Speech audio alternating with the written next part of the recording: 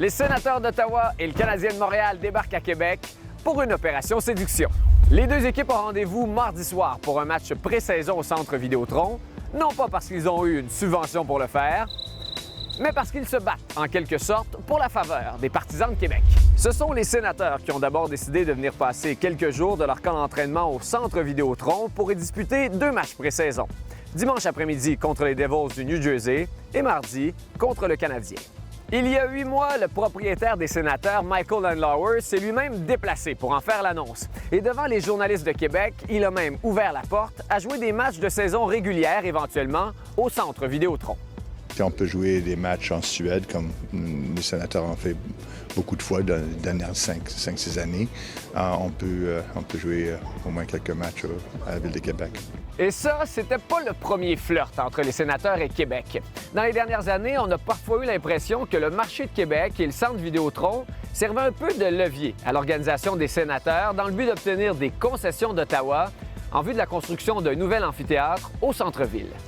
Déjà en 2022, quelques jours après le décès de l'ancien propriétaire des Sens, Eugene Melnyk, le journal La Presse avait révélé que des pourparlers avaient eu lieu avec le gouvernement du Québec et Québécois pour que les Sénateurs jouent 5 matchs de saison régulière au Centre Vidéotron. Le projet a finalement avorté, mais on avait un peu l'impression de jouer dans le même film en janvier dernier quand Michael Andlauer est débarqué à Québec. Sauf que là, les partisans des Sénateurs ne l'ont vraiment pas pris. Notamment parce que la mascotte de l'équipe portait ce jour-là un chandail moitié sénateur, moitié nordique. Résultat, le propriétaire des Sénateurs a dû se rétracter concernant les matchs de saison régulière à Québec, le président de l'équipe s'est excusé publiquement et le défenseur Thomas Chabot a même cru bon de prendre la défense de Sparty, la mascotte. Sparty was just there doing his job and doing his day. Mais tout ça, ça change rien au périple prévu à Québec des Sénateurs de vendredi à mardi. Et l'équipe a prévu, à l'image des Kings l'an dernier, plusieurs activités communautaires. C'est très improbable que les Sénateurs déménagent un jour à Québec, mais ils y voient quand même un marché de hockey dans lequel ils peuvent gagner des partisans.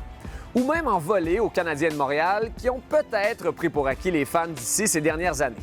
D'ailleurs, voilà que le Canadien, qui n'avait plus visité Québec depuis 2018, a décidé que ses joueurs allaient passer quelques jours en ville après le match de mardi. Un hasard? Je ne crois pas. Tout ça pour dire que cette semaine, les amateurs de hockey de Québec vont se faire courtiser par non pas une, mais deux équipes de la LNH. Et je le rappelle, personne ne les paye cette fois-ci. Mais attention, même 30 ans après le départ des Nordiques, ne gagne pas qui veut, le cœur brisé et rafistolé d'un partisan fleur-de-lysée. C'est beau, hein? Presque un poème.